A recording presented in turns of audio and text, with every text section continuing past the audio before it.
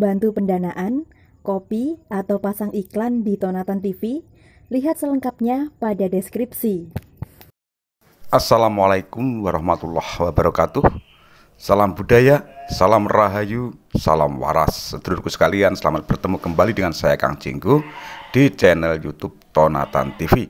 Kali ini kita akan mengupas kembali tentang perjalanan perjuangan Pangeran Diponegoro. Saat ini kita akan mengupas tentang salah satu kegemaran Pangeran Diponegoro dalam olah rasa, olah laku spiritual, olah tirakat. Nah, ada sesuatu hal yang menarik pada saat beliau melaksanakan laku tirakat di sebuah gua.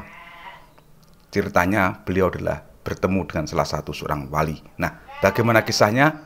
Monggo disimak.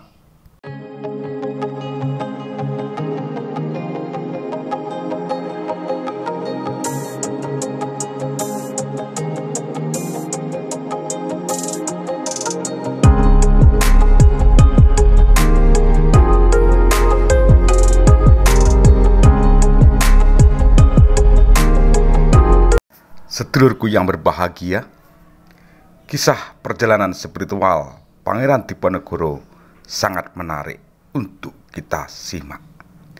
Berdasarkan beberapa catatan sejarah, Pangeran Diponegoro konon kerap melakukan perjalanan spiritual dengan melakukan laku tirakat, menyepi hingga beberapa waktu untuk meditasi di tempat-tempat tersebut.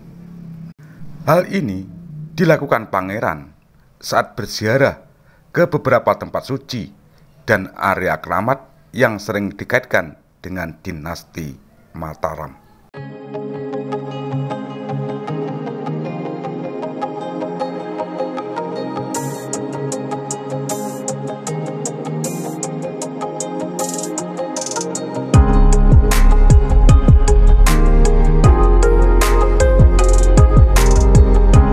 Waktu-waktu menyendiri dan tirakat yang dijalani Pangeran Diponegoro ini dilakukan untuk mundur sejenak dari hiruk pikuk dunia. Jalan spiritual ini layaknya dilakukan oleh seorang yang sedang mempersiapkan diri untuk melaksanakan suatu tugas khusus yang penting di masa depan. Tirakat ini memberi kepada seseorang masa jeda untuk menyendiri agar dapat membersihkan diri dari segala macam pamrih. Dari buku Takdir Riwayat Pangeran Diponegoro 1785-1855 karya Peter Carey, selama tirakat di salah satu gua bernama Gua Songkamal di distrik Jejeran, selatan Yogyakarta, ada suatu penampakan yang datang kepada Pangeran Diponegoro.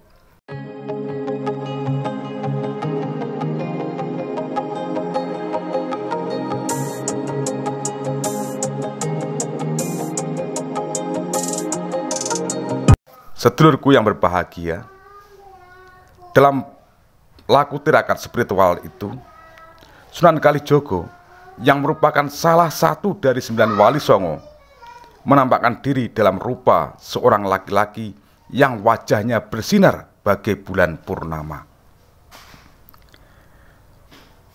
Sang Sunan Kalijogo menyatakan bahwa Pangeran Diponegoro telah ditentukan oleh Tuhan untuk menjadi raja di masa depan.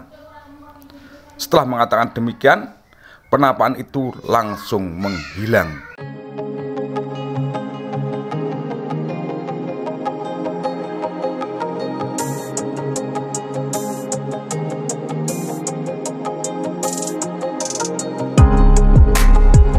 Sedulurku yang berbahagia, tentunya penampakan Sunan Kalijogo saat olah spiritual Pangeran Diponegoro ini sangat penting.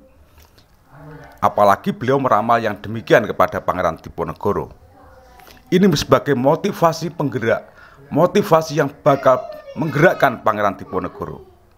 Karena kita tahu bahwa Sunan Kalijogo merupakan tokoh yang sangat dihormati dalam perpolitikan raja-raja di tanah Jawa.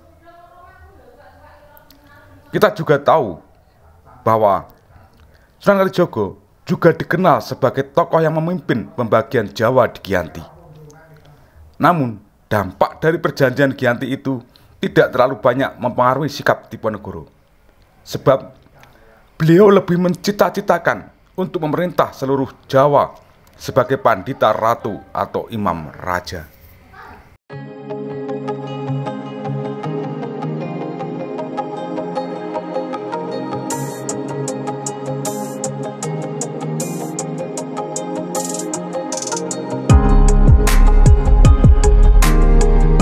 Sedulurku yang berbahagia, penampakan Sunan Kalijogo kepada Pangeran Diponegoro ini sangat penting karena kita tahu gaya kepemimpinan politik yang dimainkan sang wali yang legendaris dan 8 wali lainnya dijadikan contoh oleh Pangeran Diponegoro.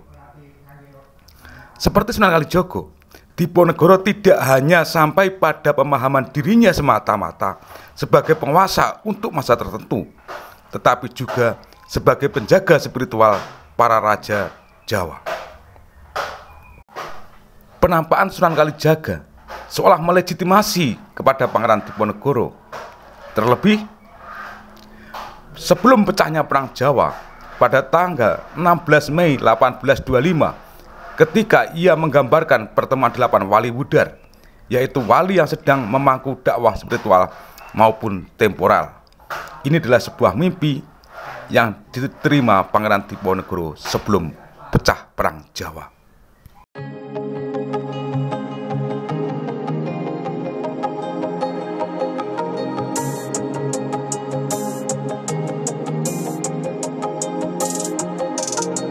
Sedulurku yang berbahagia, demikian dulu apa yang bisa saya sampaikan terkait olah spiritual Pangeran Diponegoro yang bertemu dengan Sunan Kalijogo. Ada kurang dan lebih, saya mohon maaf yang sebesar-besarnya.